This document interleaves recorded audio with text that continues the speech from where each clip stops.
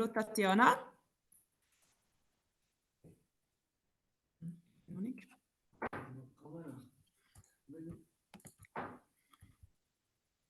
Und jetzt kannst du etwa bei...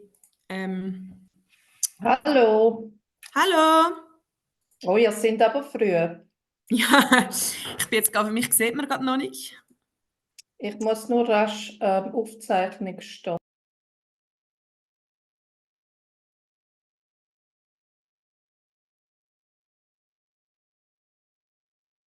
Good afternoon to our viewers in Switzerland and good morning to those joining us from the Americas. I'm delighted to welcome you all to today's webinar, which is hosted by the Latin American Chamber of Commerce, LATCAM, and offered jointly with the State Secretariat for Economic Affairs, SECO, and Switzerland Global Enterprise.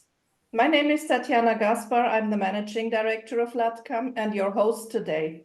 Actually, a very happy host because I see the third largest ever recorded number of registrations. Our webinar will focus on free trade with Latin America. You will receive an overview of the use of existing agreements and an update on ongoing and concluded negotiations. If you think that this sounds like a lot of ground to cover, you are correct. That's why we will enjoy the company of 4 expert panelists who will each outline and discuss one particular aspect.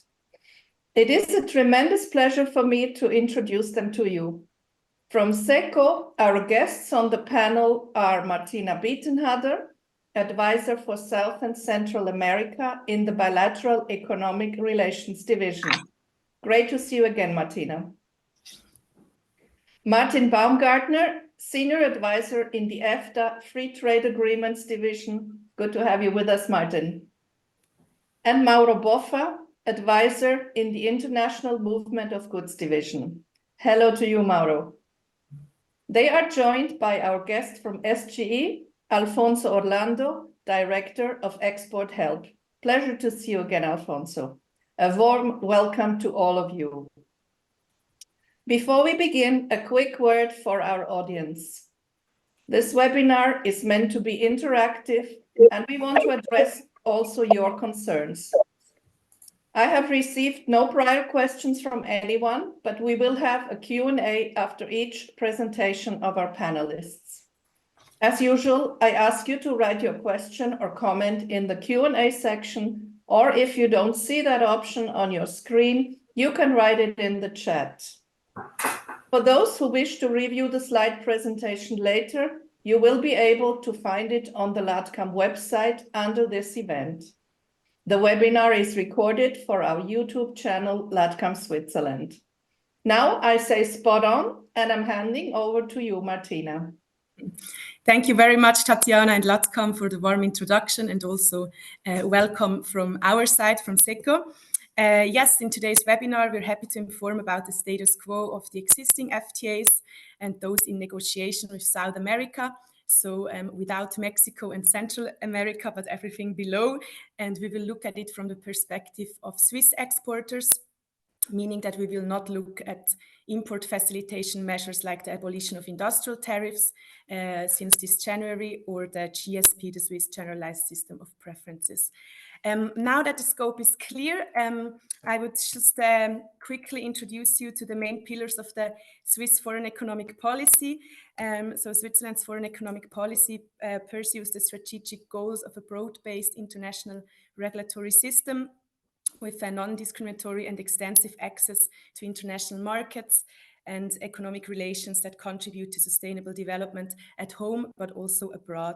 And of course, for a highly integrated economy like Switzerland, establishing and maintaining access to geographically diversified market is a prerequisite for strengthening its economic independence and also to boost resilience, especially in times of growing protectionist tendencies and crises. As such, access to international markets and participation in international value chains are very crucial to our economic prosperity. As you can see on the slide, 1 in 3 Swiss francs is earned through foreign trade. And therefore, currently, we have 33 free trade agreements with 43 partners, and these numbers are growing with the signed agreements with India and Moldova, but that are, as I've said, signed but not yet in force.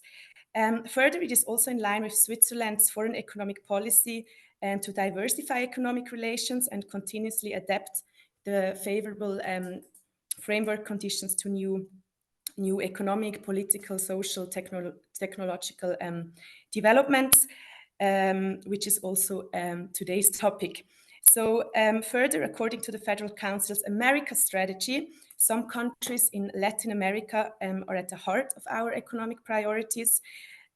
So, for example, in 2023, so last year, Latin America has also been the focus of a series of official visits and economic missions, for example, to Brazil, Uruguay, Argentina, Paraguay, Colombia, Peru, and Mexico, which of course underlines Switzerland's commitment to the region and contributes to the progress made in creating and also maintaining favorable conditions for Swiss companies and investors. Now coming to the FTAs in the region in South America, as of today, we have 4 FTAs in force, all via EFTA. The first one with Chile since 2004, that has been recently modernized. My colleague Martin will give you more details on that in a minute. And then Colombia and Peru in force since 2011. They also work well. And the latest one and newest one with Ecuador, that is in force since 2020, a very modern agreement, which also works great, and we're quite happy with it. Looking at the right side, so the bit yellowish side of the continent, Switzerland remains committed to resolving the details as soon as possible with Mercosur, and also here my colleague Martin will go a bit further into details. Last but not least, of course, these free trade agreements also contribute positively to the bilateral economic relations. So just to give you a short glance, last year the bilateral trade with the region remained mostly stable with roughly 19 billion bilateral trade, which is a slight decline only in comparison to the previous year. And Swiss exports rose by 6%, while imports fell by the same number. Of course, there are regional differences and heterogeneous trade patterns depending on the country, but generally we can summarize that imports are still dominated by precious metals and exports by chemicals and pharmaceuticals. And the majority of Swiss exports to the region went to Brazil and Mexico, while the Swiss imports have a much more diversified origin. Looking at the stock of Swiss FDI, that reached 36.2 billion after an increase of almost and remarkable 9%, which created a total of 214,000 jobs in the end of 2022, which also corresponds to an increase of 5%. If you want to have more details on all of that, we will soon launch our next edition of the Switzerland Latin America report. It should be online in about 2 weeks, and there you will also find detailed pages with the 10 most important economic partners in the region. And this year it will also feature a special chapter on the role of Latin America in the energy shift. And with this, I will hand over to my colleague Martin Baumgartner to demonstrate Switzerland's interest in reinforcing the economic ties with the region. Thank you.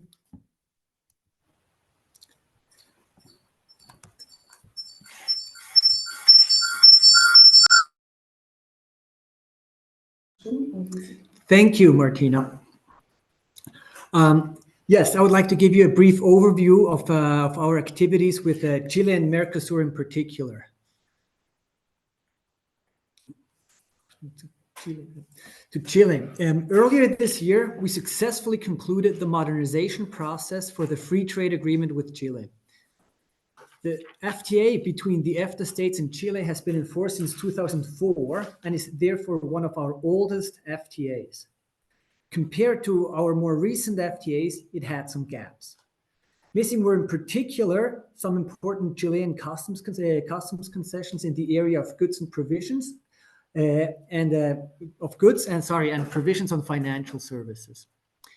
In addition, the chapter on intellectual property rights was not very comprehensive, and the agreement did not contain a chapter on trade and sustainable development. Furthermore, we realized that there's room for improvement in the utilization rate. Mauro will address this topic after my presentation. Well, to close these gaps and to provide the economic operators with a modern agreement, Chile and the EFTA states began negotiations to update the agreement in 2019. At the same time, Chile and the EU also modernized their agreement. They signed their process at the end of last year. Our negotiations were delayed a bit by the pandemic and then by the change of government in Santiago, but we regained some momentum in the last year and a half. And this January, we concluded after 7 rounds of negotiations. The signing of the modernized agreement is foreseen to take place on the margins of the EFTA ministerial meeting in June in Geneva this year. And after that, the internal process to ratify the agreement starts. I would now like to touch upon some of the highlights of this modernized agreement. For trade in goods, the modernization of the agreement means that in the future, almost all Swiss exports to Chile will be duty-free. By almost all, I mean 99.99% of current exports. This means improvements, namely for some machines, precision instruments, chemical products, chocolate, and cheese. One of the main gaps in the old agreement, in our view, was the exclusion of financial services. They are included now. This means that new sector-specific rules and market access commitments were added through the modernization. This should contribute to legal certainty for the economic operators and will lead to more business interactions. Apart from financial services, the general or the other services part was modernized as well, with new market access and modern rules. Another new area that was added through the modernization is e-commerce, electronic commerce. This new chapter seeks to improve the framework conditions for trade enabled by electronic means, and it complements the provisions on trade in goods and trade in services found elsewhere in the free trade agreement. Examples of the disciplines introduced concern, for instance, the recognition of electronic signatures and contracts, and the banning on customs duties on electronic transmissions. Through the modernization, we also introduced a chapter on small and medium-sized enterprises. This is a first for EFTA. In EFTA, we have recently developed a model on this subject, and the chapter we now agreed on with Chile reflects the content of our model. The aim of that chapter is to ensure that information which is useful to small and medium-sized enterprises is available or easier available to them. The chapter obligates the parties to publish a wide set of trade and other business relevant information for SMEs on publicly and freely accessible websites, to a large extent in English. This commitment is complemented by an article in cooperation, which is to be channeled through the dedicated SME contact points on both sides, so on the EFTA and on the Chile side.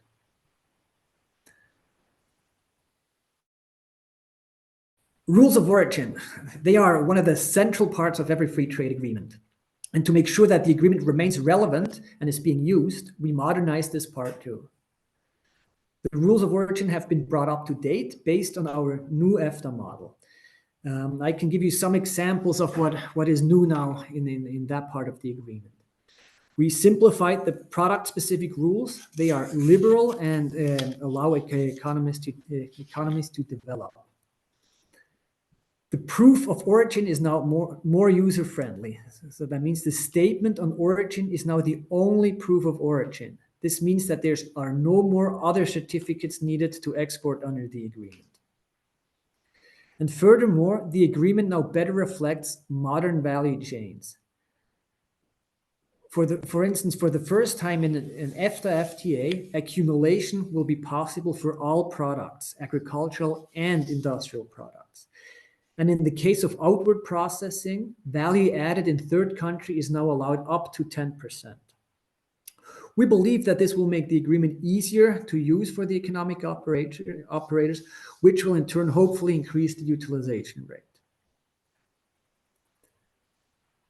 Before the modernization, the chapter on intellectual property rights, IPR, was not very comprehensive. And this is an important area for Switzerland. So we are pleased with what we could achieve through the modernization. The agreement now covers all intellectual property rights and their enforcement.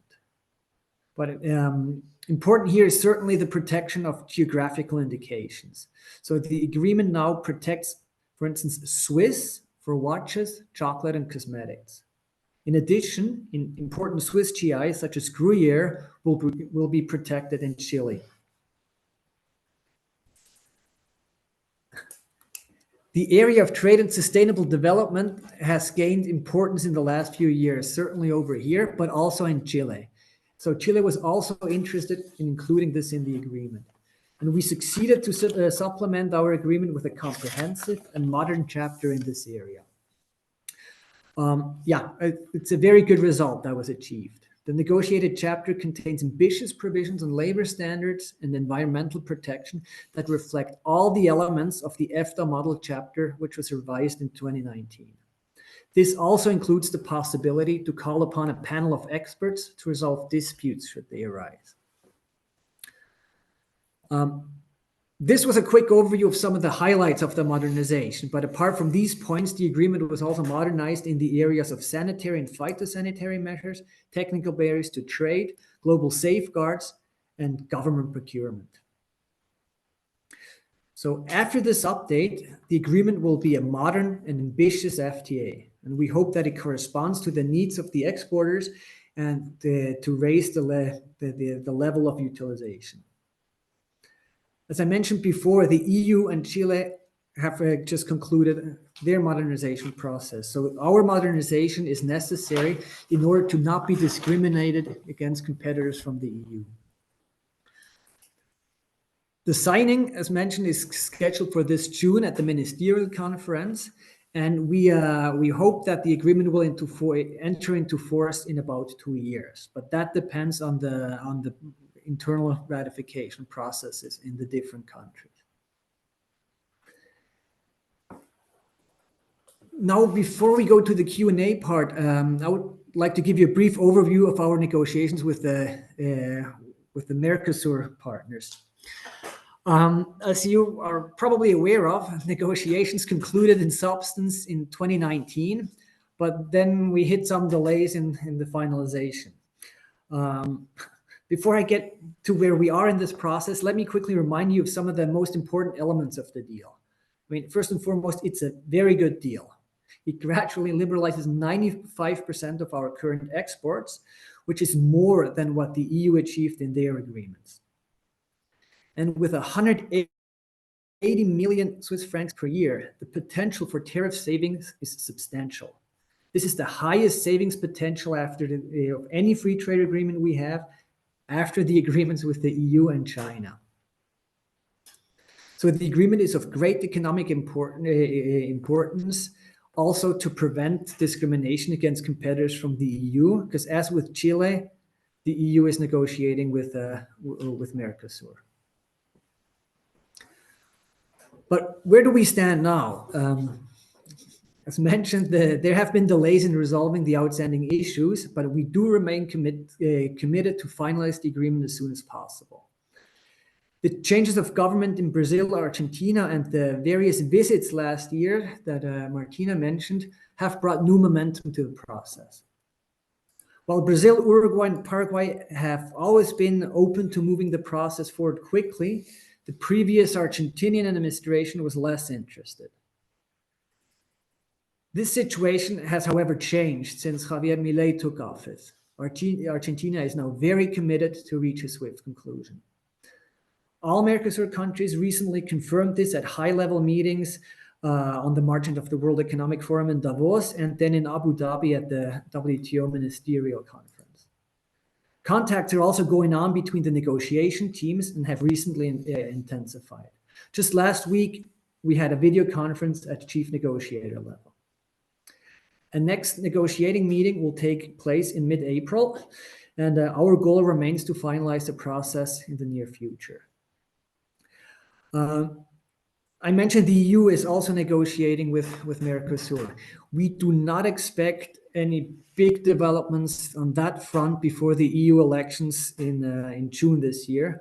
And one important reason for this is the political resistance in some of the EU states. Yes, that was the brief overview over these two processes. And if there are any questions now, I'd be happy to try and answer them. Actually, we have several questions. First one from Regula Brandt. You said 99.9% of products are duty-free. What products fall under the resting 0.1%? A good question. I don't know. It's not 99.9% of the product. It's 99.99% of the current trade. And I can't, these are sorts of fringe exports, I suppose. But yeah, it's a cosmetic imperfection.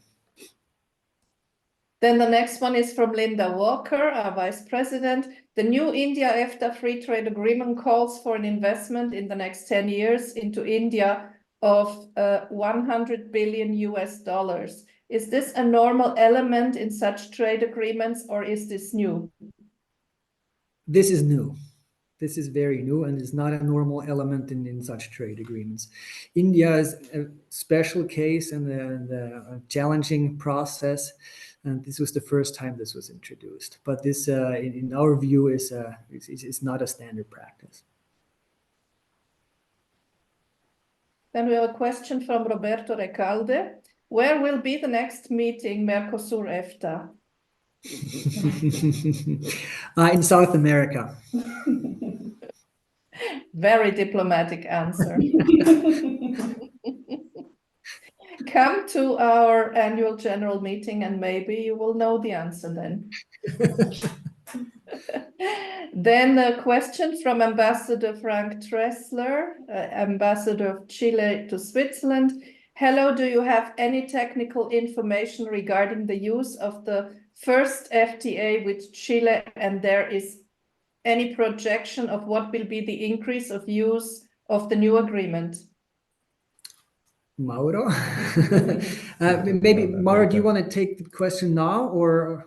No, we can talk about it later. Okay, Mauro will give an overview of the utilization rate, specific of the utilization rate of the FTA with Chile, and then address this question when he has his part of the presentation. Okay, we postpone that one. And another one from the ambassador. What is the opening of the Swiss market for wine and agricultural products in the Chile FTA? I don't know if you want to take that also later or now. I can answer that. I mean, as part of the Chile FTA, Switzerland granted a bilateral quota on red wine for Chile. That is a first. We've never done that before. And a significant step from our part, because wine is a very sensitive product in Switzerland, politically very sensitive product. And there was complicated discussions, but in order to facilitate the conclusion, we offered that to Chile.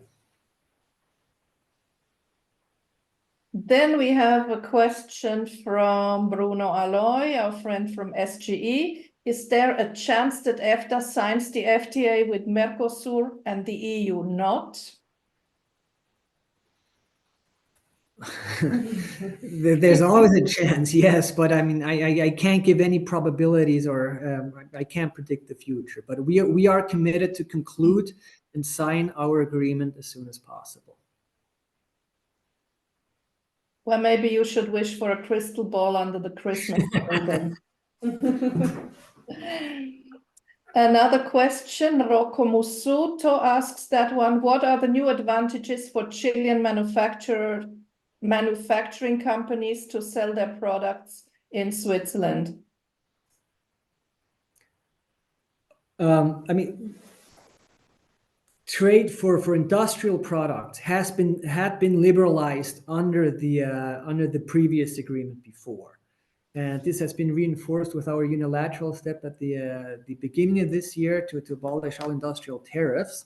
So from the market access area, there is no change to be before. The rules of origin are not so relevant in this case, as all industrial tariffs are zero. But through an FTA, you also can, you have a joint committee, you have preferential access between the administrations of both sides, so that can always facilitate trade. But purely from a tariff market access point of view, there is no difference than before.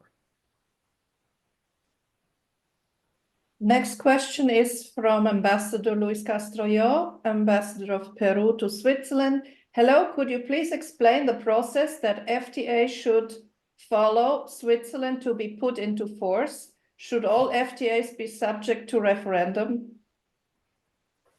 That is a very interesting and good question. We have to be, well, the FTAs are signed by the Federal Council.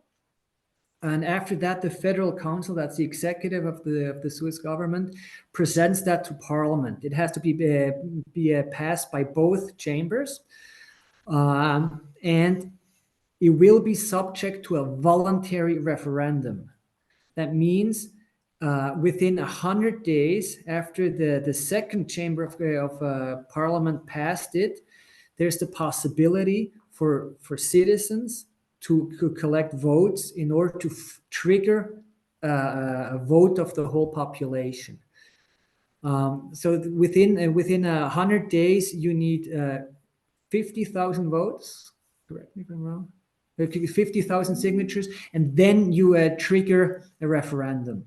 That has only happened once with our agreement with Indonesia, and we voted on it 3 years ago, and it passed. But FTAs have become much more politicized in the last few years, so the possibility or the probability that that will happen again is certainly higher than in the past. But every free trade agreement that we pass through Parliament is subject to possible popular referendum. One other question from Eric Jandrasitz. Do you have any idea how long the ongoing discussions with Mercosur will go? No, we are, as I said, we are committed to finalize as soon as possible. And there is definitely new momentum in the process. And Eric just asked another question. Do you expect that the conclusion of the FTA with India has a positive effect for the conclusion of the FTA with Mercosur? Yes, they have already. When we talked to them last week, they acknowledged that and congratulated us. And it's also a sign. I mean, concluding that big deal with India is a sign to other free trade partners that we are ready to conclude agreements, and we are able to conclude free trade agreements also through very challenging negotiating processes. Then we have one question from Flavio de Souza. Do you consider a strategic harmonization between the evolution of the FTAs and of the tax treaties? That is a good question. So far, these maybe Martina can say more about that, as that is a bit of a broader subject. But so far, this has not gone step by step. Yeah. She's nodding at me.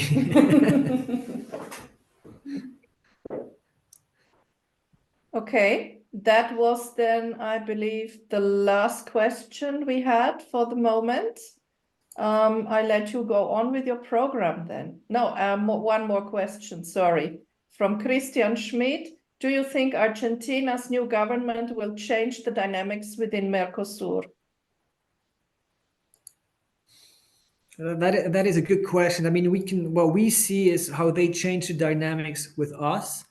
The new administration is much more open to to liberalize trade. That was not the case under the previous administration.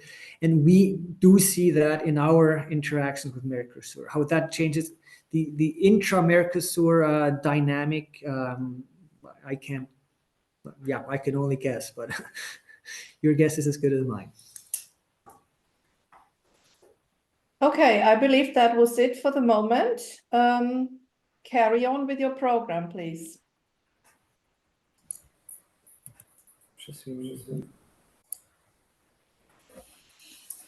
Many thanks, Tatiana. First of all, thank you very much for having me invited to present at this event. I'm very excited to talk today about how agreements are actually used. I am Mauro Boffa. I am an economist working for the International Movement of Goods Divisions, which basically is the pool of experts within SECO dealing with trade in goods matters. So as we have heard from Martin and from Martina, Switzerland has this vast network of free trade agreements. And in so it has enacted its trade policy vision of an open, a small open economy. In addition to this obvious political and diplomatic value that these agreements have, it is important if economically they are meaningful. And in order to do that, we need to assess by how much they're actually used.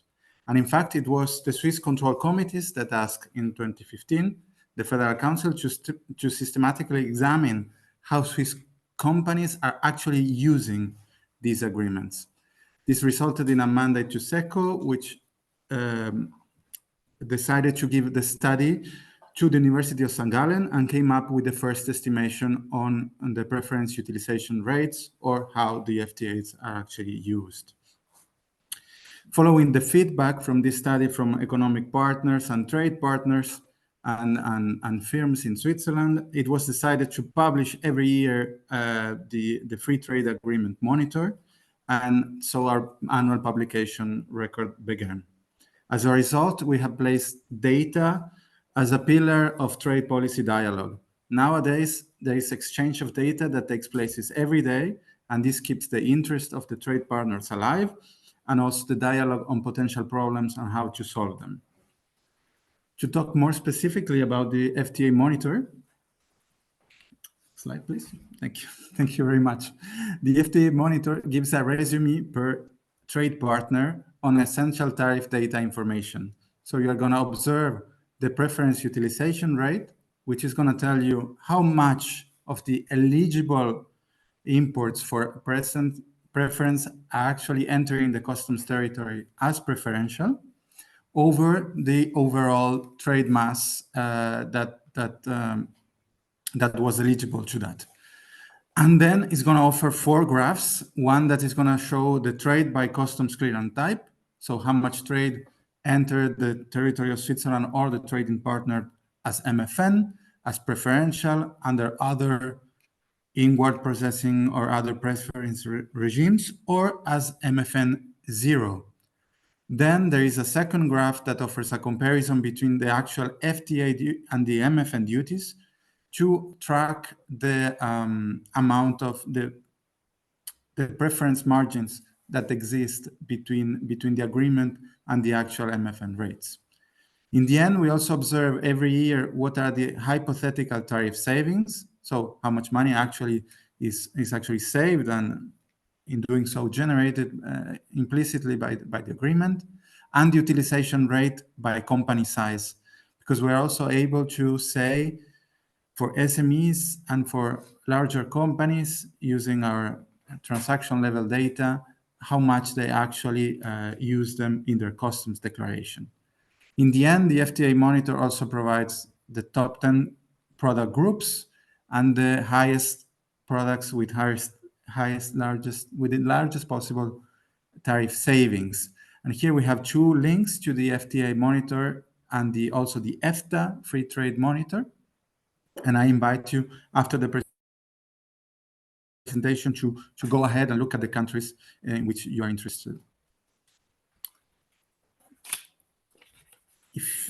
To give the key figures of the last monitor, we have overall in tariff revenue at the import side around 2.4 billion francs.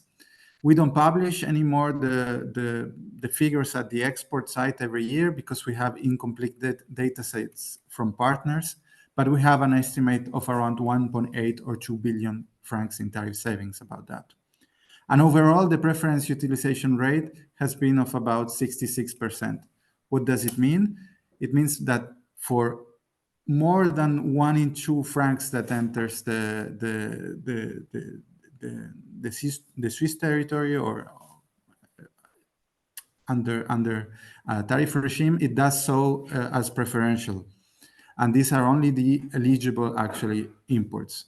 If you take very close partner like the European Union, this preference rate is much higher, around 90%. But overall, since most tariffs are pretty low, especially in industrial products, 75% of all imports were actually duty-free in 2021 from all trading partners. Here, I would like to give a snapshot of what is happening actually with the agreements with these 4 trading partners. And I will start maybe with Chile, as it is the agreement that was modernized most recently. As we see here, I am reporting the preference utilization rates that you also find in the FTA Monitor. And we see that for imports into Switzerland, the preference utilization rate of the agreement with Chile was actually pretty low, 2.5%, and historically has been that way. On the export side, it was much more used at 51.4%, but still we observe a huge untapped potential for further savings. On the export side, we're talking about close to 4.4 million francs that are not used currently by pharma and precision instruments and machines. And on the import side, we observe that for many fruits and jewelry that are exported from Chile, the preferences granted are not actually being used. If we look at the agreement with Peru, we have that on the import side, the preference utilization rate was of 15.3%, and on the export side, 38.2%. But still, given this relatively low figure on the import side, it has to be said that there has been a massive achieved tariff saving of close to 2 million francs over only this 15%, which represents close to 75% of the total potential savings. So we still have 25% that needs to be realized to that respect. And we have observed a lot of potential in clothing, but also cereals. Concerning exports to Peru, 1 million francs has been quantified as the actual tariff savings, and we know that there is a potential for a further 1.2 million francs in pharma and precision instruments once again. What concerns the agreement with Ecuador, this is a relatively new agreement, and it has a very high preference utilization rate with respect to imports at 93.9%, and over 5 million francs in tariff savings. So overall in Latin America, it is the agreement that has the most achieved tariff savings in Switzerland. Still, on the export side, we encounter the same, slightly lower preference utilization rate, 34.1%.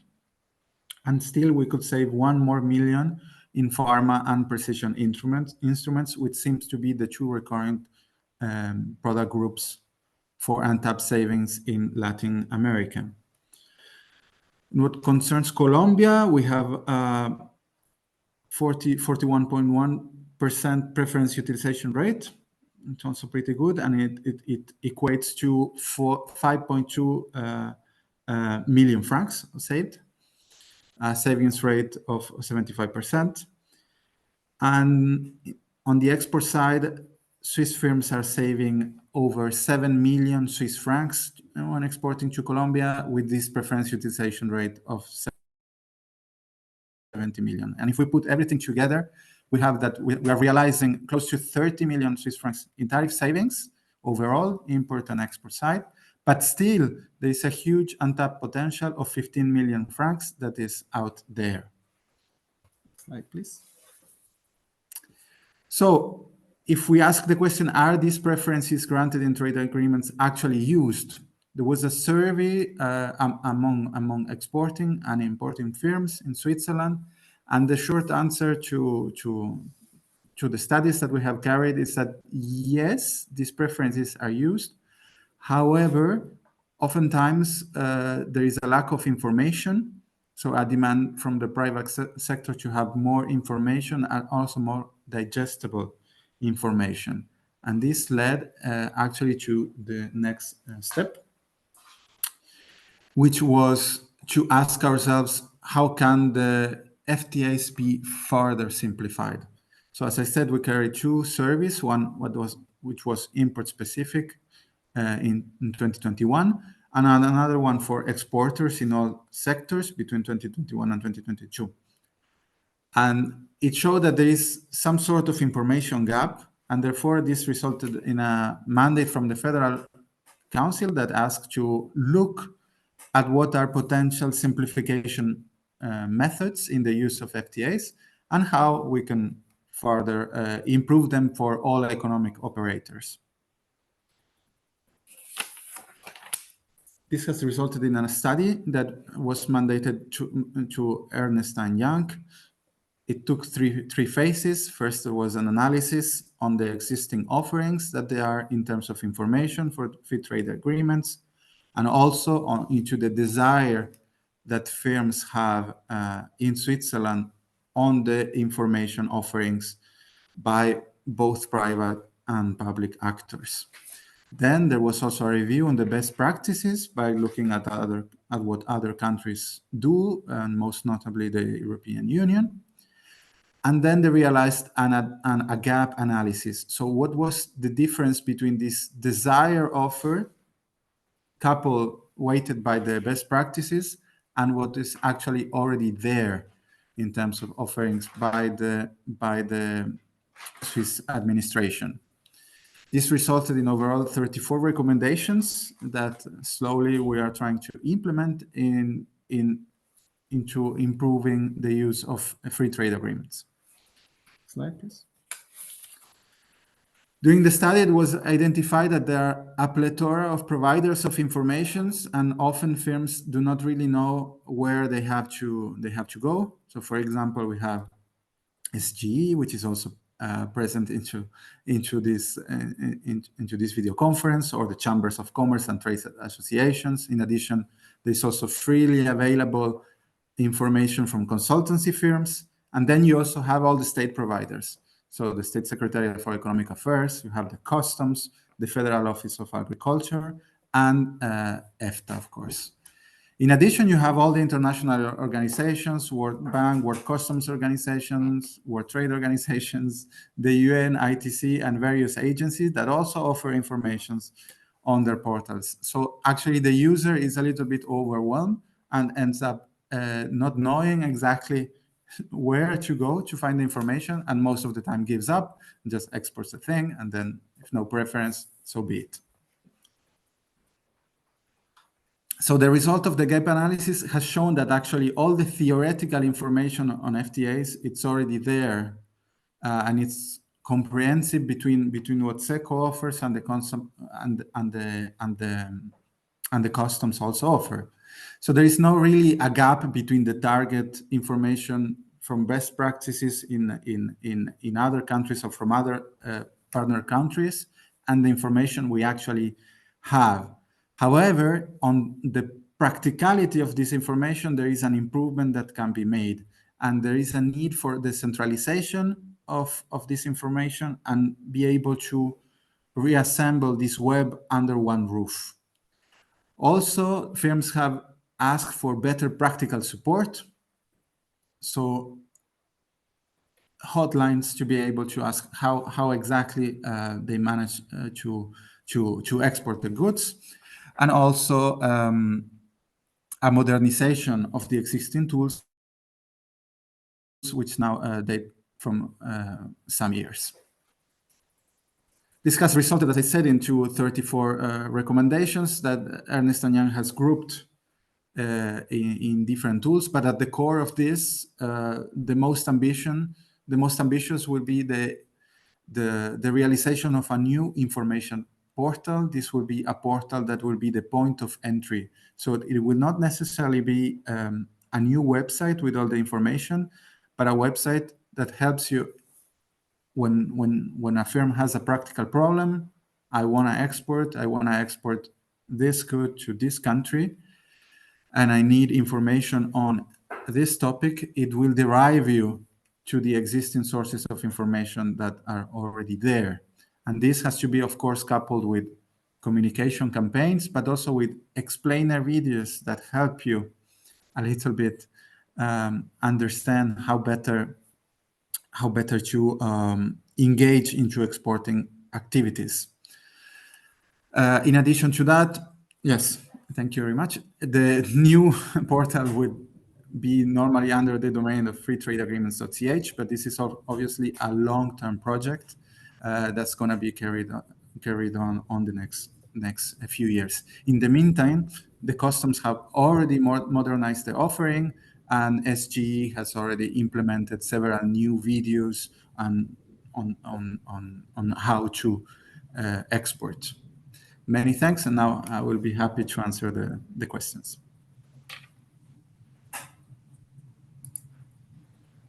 Yes, Mauro, thank you very much. Maybe we could go back to the question that was postponed from Ambassador Dressler. Let me quickly read it again. Do you have any technical information regarding the use of the first FTA with Chile, and there is any projection of what will be the increase of use of the new agreement? Yes, exactly. So as I said, so for example, at importing into Switzerland, it was 2.5%, and historically has been very low. Now, there might be more than one explanation to that.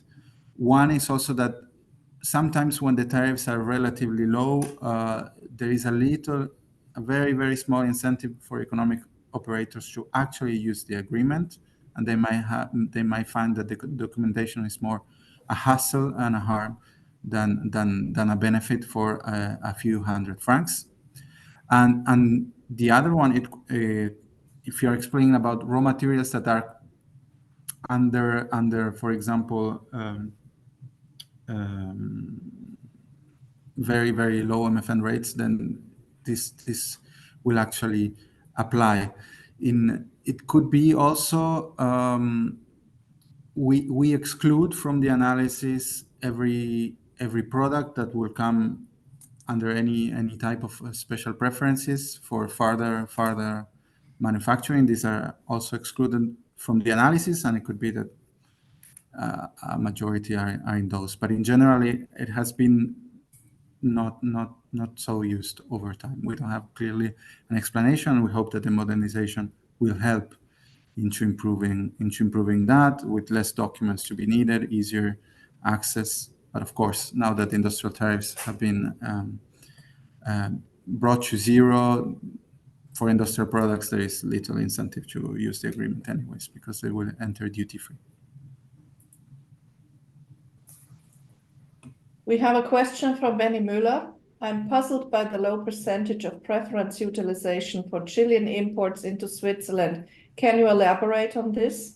Is it due to the high proportion of raw materials and precious metals imported to Switzerland? Well, precious metals are normally excluded from the analysis. So everything that is like gold or within the section 7108 it's usually excluded. The thing that I can recommend is also to go to the monitor and to look at what are the products that have most tariff savings. And there we see that it's in part jewelry and in part fruits that have large percentage of non-utilization rates. But again, it's difficult to know without actually carrying out a firm level survey to know the exact reasons on why they decide to not to use the agreement. We have a question from the Peruvian ambassador. Thank you for the presentation of this interesting tool to measure the utilization of trade preferences. Regarding the preference utilization rate, the decision whether to use a trade preference or not depends on whom? The exporter, the importer, or is it decided on a case-by-case basis by the concerned parties?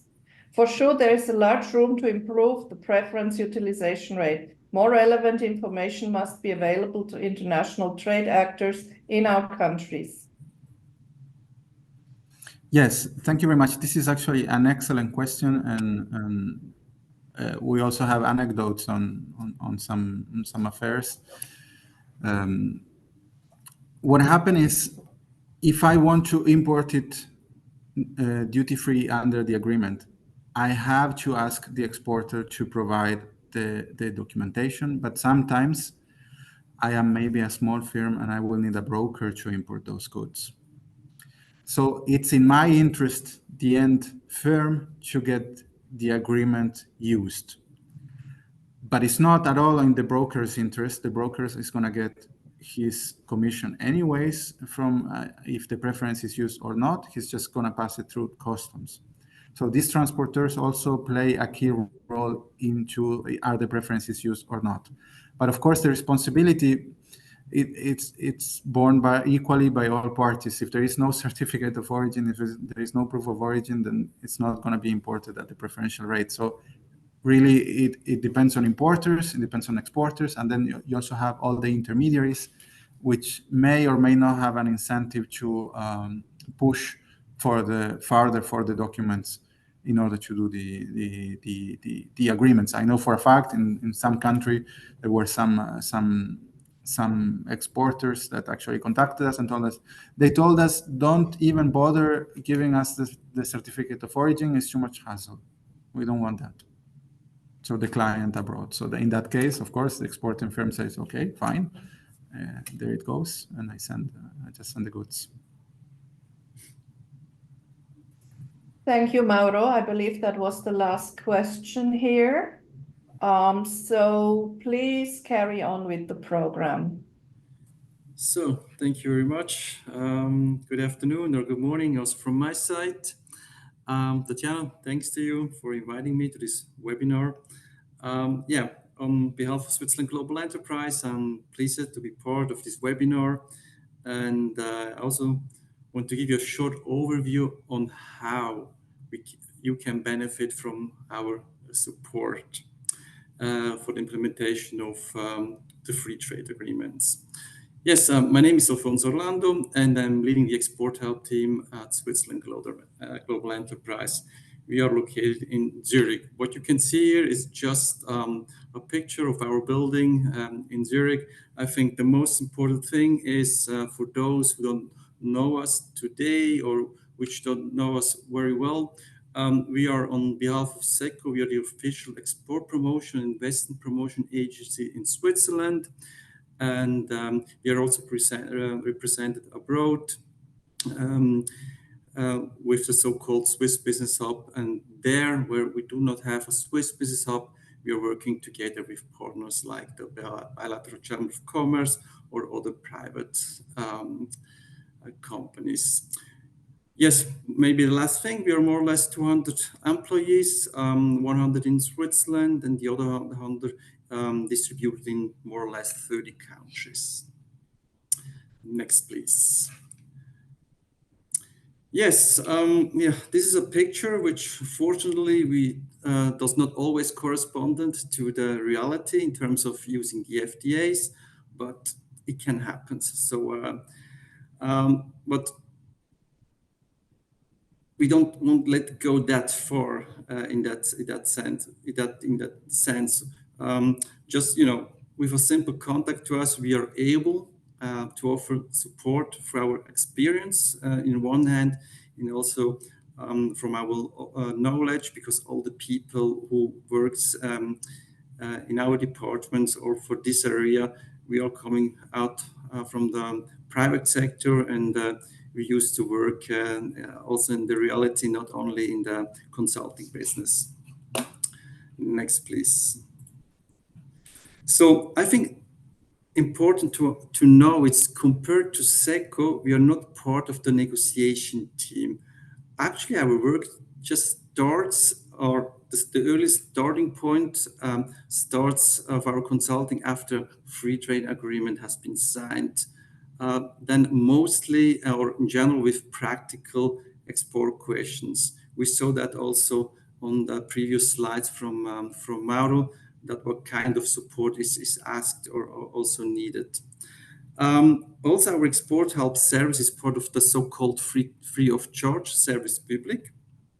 In example, all inquiries that can be answered within an hour are free of charge. Everything beyond that we will refer to an expert, which is not the free of charge part then anymore. But you can be sure that in an hour we can really answer a lot of questions because of our knowledge and expertise we have in-house. On this slide, you see just a few of the topics that we are allowed to answer today. And in that case, I just will focus on the free trade agreement so that we can go to the next slide, please. So how can we help you with the correct use of FTAs today? We can actually help you in various ways to take advantage of the different FTAs, not only for those in South America, spoken generally over all FTAs. In example, finding the tariff preferences versus the normal tariff rates, just to give you an idea of where to look into the rules of so-called rules of origin.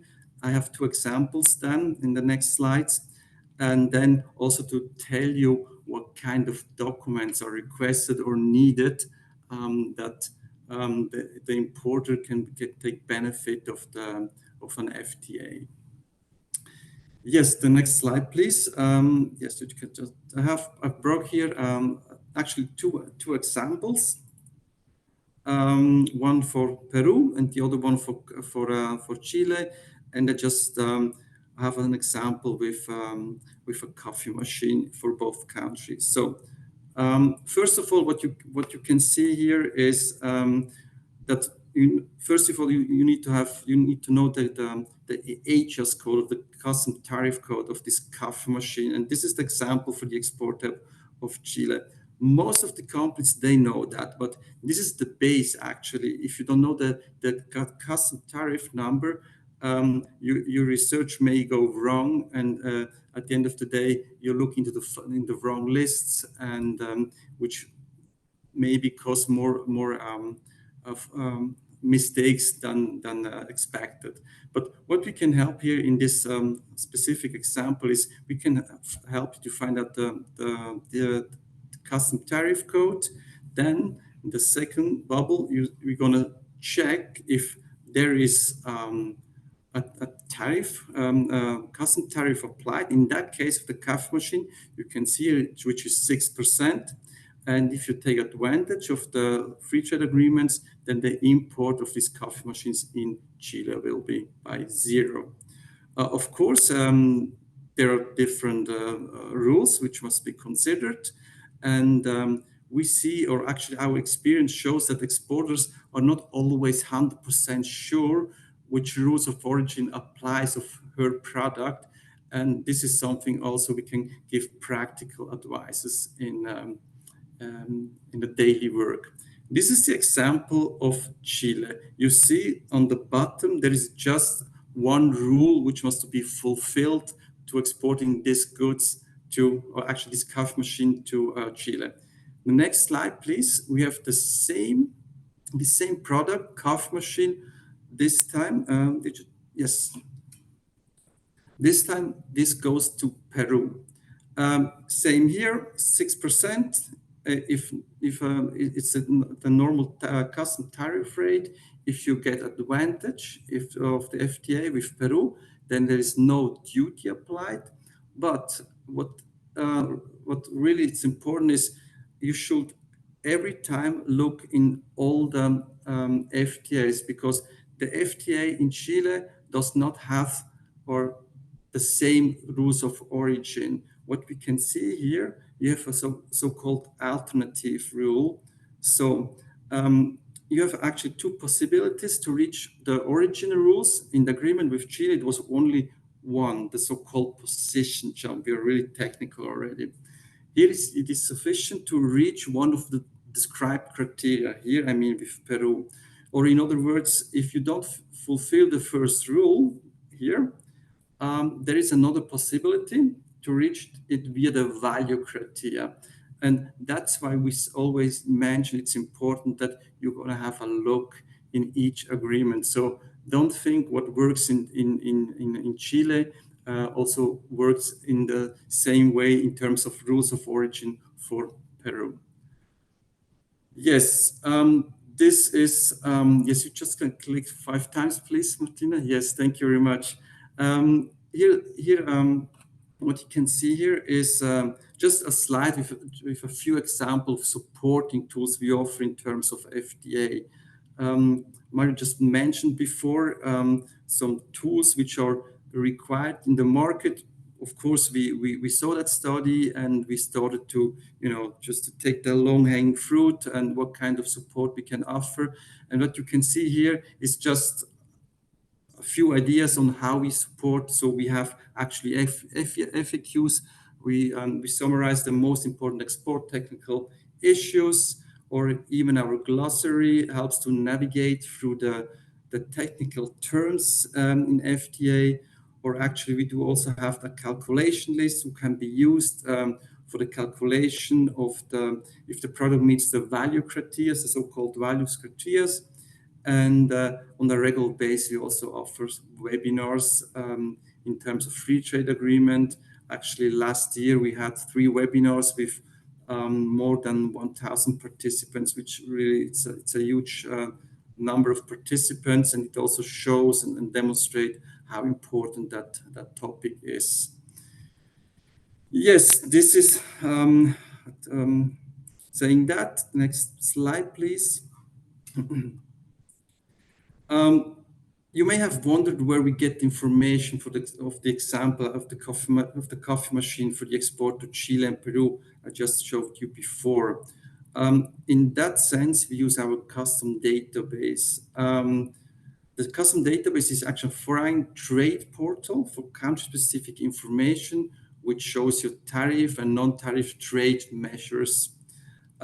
We as a Switzerland Global Enterprise Organization can offer that free of charge for companies located in Switzerland.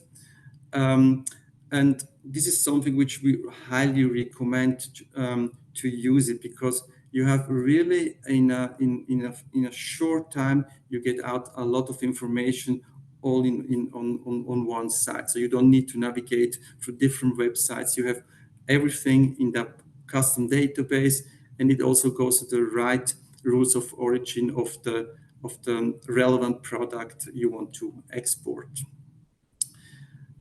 It just needs one-time registration through our website. The link is also put it here on that slide. Next, please. Yes, so now let me come actually to the conclusion. As a general rule, you decide on a new market because there is a demand for your product. But a free trade agreement can help to reduce or eliminate custom duties. It also can help to avoid competitive disadvantage. We heard that before from Martin Baumgarten, that the EU modernized their FTA with Chile, and that could be a disadvantage without having a modernization of the free trade agreement EFTA-Chile. It can also improve your market access. FTA facilitate access to, and not only to South America, actually to all markets for Swiss companies. And this, at the end of the day, can help to win or retail also customers. So this is a nutshell. Just have a look on the watch. It's 4 minutes after 5. So sorry for the delay. But I'm pleased and I'm happy to answer any questions if there are any. Thank you very much. No delay there. We still have time. Thank you, Alfonso. Thank you. I have a question here from Roberto Recalde. Does SGE plan to land in other Mercosur countries different than Brazil? Perhaps you can open a general office for a few countries. Well, this is something, it's not only SG who decide that. This is a decision made by between SG and the Swiss government as well. So like EDA, SECO, this is something which will be decided in this round. So at the moment, I can't tell you if there are any other office planned in South American countries. This is what I can say for the moment. Then I have a question from Carlos Represas, our board member. This concerns probably someone from the SECO team. What has happened with the modernization of the FTA with Mexico signed in 2020? Do you depend on the EU FTA discussions?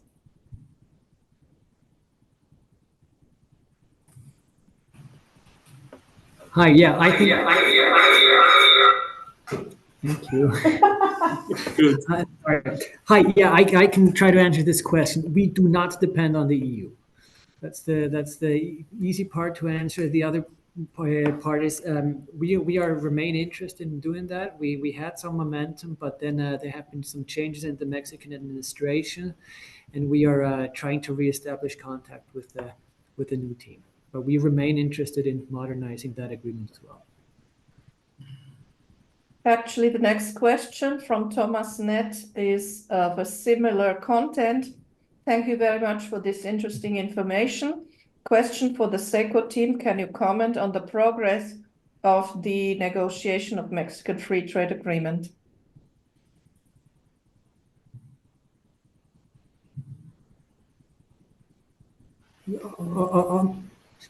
On the progress of our modernization, or on the progress of the negotiation, it says. Sorry, I didn't hear you. Can you comment on the progress of the renegotiation of Mexican Free Trade Agreement? Of our process? Well, there is no process at the moment. We try to initiate or restart it.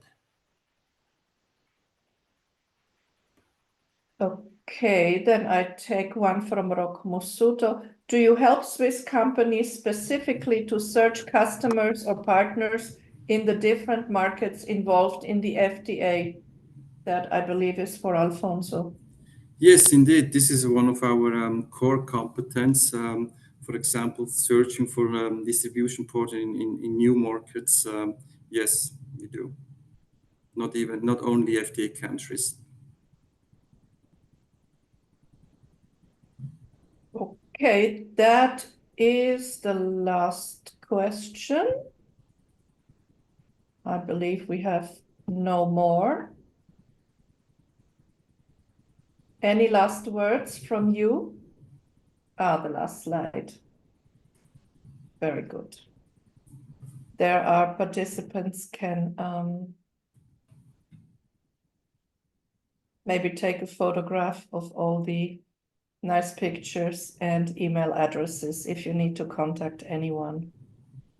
I just got another question. No, that's not a question, just a thanks. Well, okay then. Maybe we could terminate the screen sharing. And I would like to thank our four panelists, Martina Bittenharder, Martin Baumgartner, Mauro Boffa, and Alfonso Orlando, for allowing us a dense and detailed glance at the topic of free trade with Latin America from many different angles relevant to our community. Thank you very much for the extensive preparation. It was a privilege to have you on this panel. Dear viewers, I hope that you enjoyed today's presentation by our panelists and found answers to all your questions. In any case, you will receive a Zoom inquiry tomorrow. If something comes to mind last minute, do not hesitate to let us know. Thank you for joining us on today's occasion. I look forward to the next opportunity soon. Till then, from LATCAM, stay safe and goodbye.